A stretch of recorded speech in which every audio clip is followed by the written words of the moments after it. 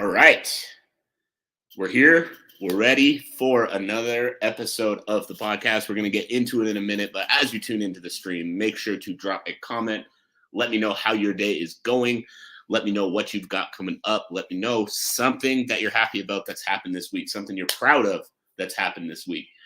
And in a minute or two here, we're going to get into the podcast. Today, we are talking about the worst phrase that coaches can say. So as you tune in, we're going to give it a couple minutes, see who all is going to join me for the episode, and then we are going to get this thing rolling. As you tune in, make sure to drop a comment. Let me know that you're here. Let me know that you're watching. And let me know something that you're proud of from this week, something you're happy about this week, something positive. I always like to start the day off with some wins, start the day off with something positive, something happy, something exciting. And in about a minute, we're going to get into the podcast. Thank you all that are tuning in right now. I see a few people coming in on TikTok here. Thank you guys for being here. Drop me a comment. Let me know how your day is going. Let me know something positive from your day today, something positive from your week, something you're excited about. And then in 30, 40 seconds, we're going to get into the show. For myself, I'm stoked. I woke up this morning to a message from an athlete I work with all the way in New Zealand. For those who don't know, I am in Canada, so that was, right across the world. An athlete I work with in New Zealand that had a fight last night, and he won by first round knockout. So I'm super pumped on that. It's our second fight working together. He won the first one by decision, and then the second one just by first round knockout. So super exciting. And already got another one planned, I believe, or working on planning the next one. So super excited about that. See, J.O., my new rap battle drops tomorrow. Sick. Okay. All right. We're going to get into the show. And like I mentioned, we're going to be talking about the worst phrase that coaches can say. And we're going to get into it now in 3, 2, 1. Welcome, everybody, to another episode of the Elite Development Podcast, the show designed to help athletes gain an edge on their opponents and build their dream careers in sport. I'm your host, Kenny Dussault, and today we are going to be talking about the worst phrase that a coach can say. Honestly, I'm quite surprised that I haven't touched on this one already, because this is something that I've been extremely passionate about for a very long time. Being someone that is a coach myself, and being someone that just understands that if you're going to be successful in a sport, you need to be adapting, you need to always be learning. I'm sure we've all heard the phrase student of the game when it comes to athletes, or when it comes to so many other things as well. And so the worst phrase that I believe a coach can ever say is, "This is the way we've always done it." And the reason that is the worst phrase, in my opinion, that a coach can ever say is because right away, what that tells me, if I'm talking to a coach and they say, "This is the way we've always done it," immediately that tells me you're closed-minded. Immediately that tells me that you're not open to the idea that what you believe could be wrong, or what you believe might not be the best method out there. And that's why I always stress with my own athletes that I work with that if you ever hear me completely shut down other ideas because this is the way I do it and I'm not open to learning something new, that is a massive problem. And that's probably the time to find a new coach. Because like I mentioned, if you want to be successful in anything, and the world of high performance sport is a perfect example, you need to be a student of the game. You need to be adapting. You need to be learning. You need to have people that you are looking up, that you are looking up to, that you are learning from. So as an example for myself as a strength and conditioning coach, because I work a lot in the combat sports industry, one of my favorite people to follow is Phil Daru, because he's been in that industry for a very long time. He puts out incredible content on training for fighters, on different ways to structure sessions, on different exercises, all these things that I need to know. And so I follow him quite closely. I had the pleasure of interviewing him on this podcast, actually, episode 57, I believe it was. So I look up to him all the time, and we don't have some, crazy close relationship or anything like that, but he is someone that I look up to a lot. He's someone that I learn from a lot. and I take information that I get from him, find the way that it works for my clients, for my athletes, and then apply it in my own way. Another one I really like to look up to is Jeff LeVecchio. If you don't know him, he is more focused in the hockey realm. But if you don't know him, look him up on Instagram at Jeff LeVecchio. He is the best hockey trainer in the game. The guy just knows his stuff inside out and backwards, and learning mobility, learning athlete development from him has been an absolute game changer for me. So again, the reason I bring these two names up is because if you are trying to be successful in anything, you need to constantly be learning. You need to constantly be adapting. You need to be constantly finding people or finding resources to help you improve your craft.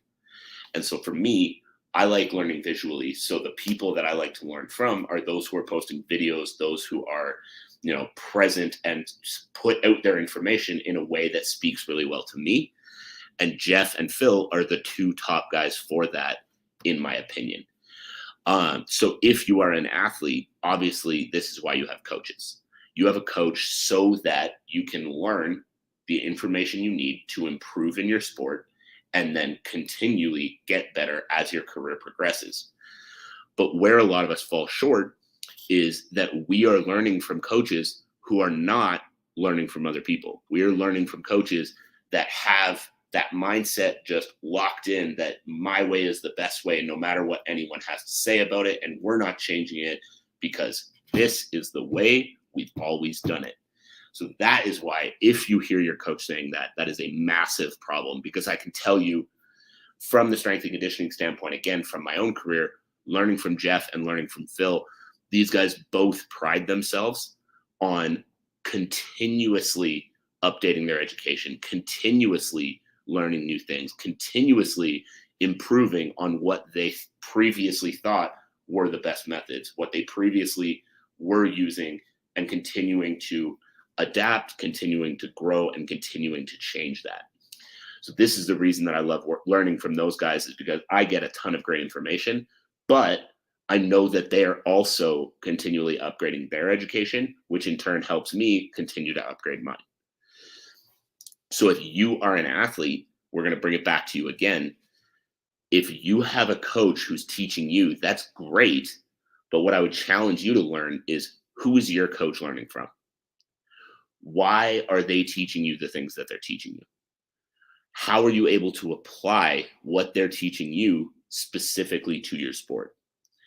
And I actually just had a conversation with an athlete earlier today that follows this conversation perfectly. So he talked about how he's worked with strength and conditioning coaches before, but he's never, in 13 years of competing, he has never spoken to someone who, as a strength and conditioning coach, focuses on building the athlete first before just grinding super hard until you can't grind anymore. So that means, excuse me, that means that in 13 years, he has never spoken to someone who puts the focus on actually physically developing their athletes and just focuses on making them train super hard. Which, don't get me wrong, training super hard, extremely important for sport. But as he started doing this more and more and more, he started experiencing injuries. He started experiencing all kinds of different injuries, which took him out of the sport entirely. So because his coaches were stuck in old methods, his coaches were stuck in methods that don't work, but had that mindset of, this is how we've always done it, he was almost forced to retire from his sport at an early age, instead of being able to focus on something better, focus on improving himself physically as an athlete, and then continue to improve in his career.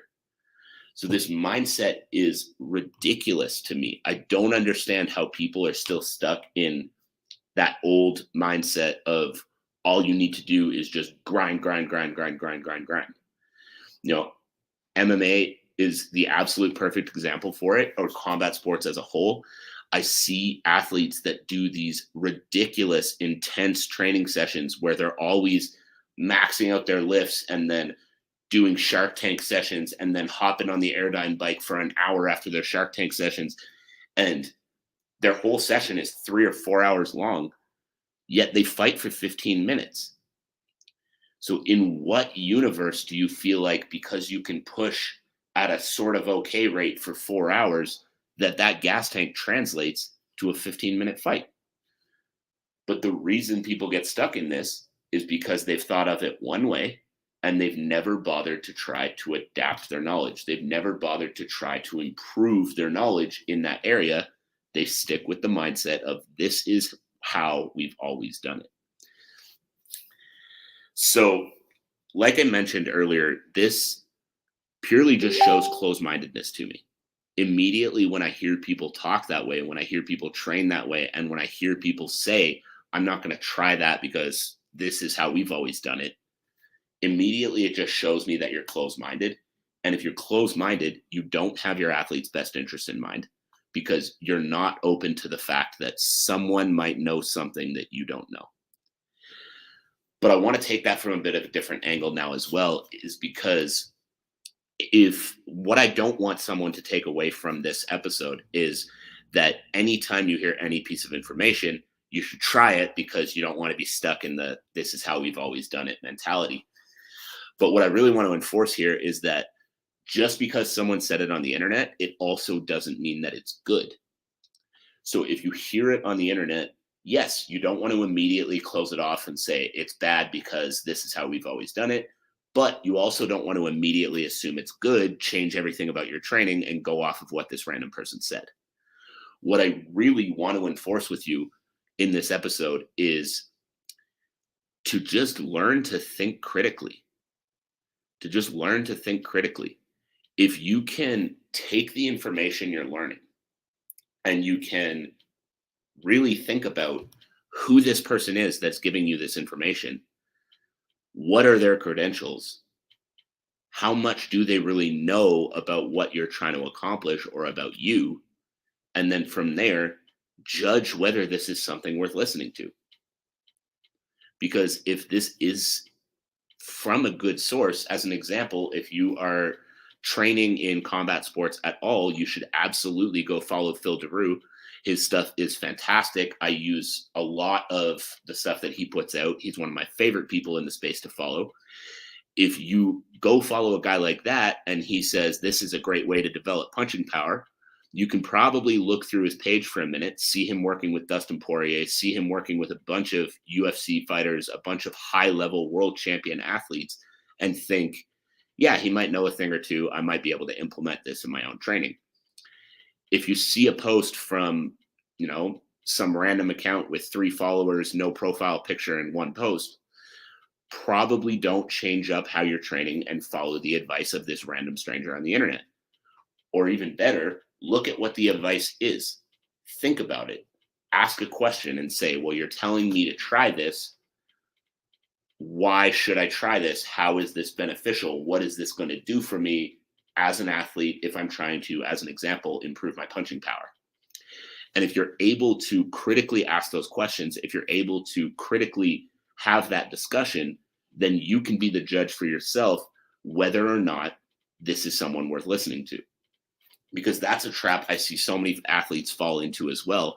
They see a cool looking exercise on Instagram and they throw out their whole training program because, well, this exercise is, this great new thing that somebody invented. A lot of the time people are throwing shit out there to look cool for Instagram. But if you can think critically about it and you can judge whether or not this is a source that's worth listening to, judge whether or not what they're saying actually makes sense, ask them a question about what they're doing and how that's actually going to help you as an athlete, now you can make a decision based off of something more than just a random stranger said something online. Am I going to go with it or am I not? Right? Does that make sense? I hope that that's coming across well. I hope that you're understanding the point. But the main thing I want to leave you guys with as I wrap it up, the challenge I want to leave you guys with is, first, figure out who your coaches are learning from. And this can be your strength and conditioning coaches. This can be your sport coaches. Anybody that you're learning from, figure out who they're learning from.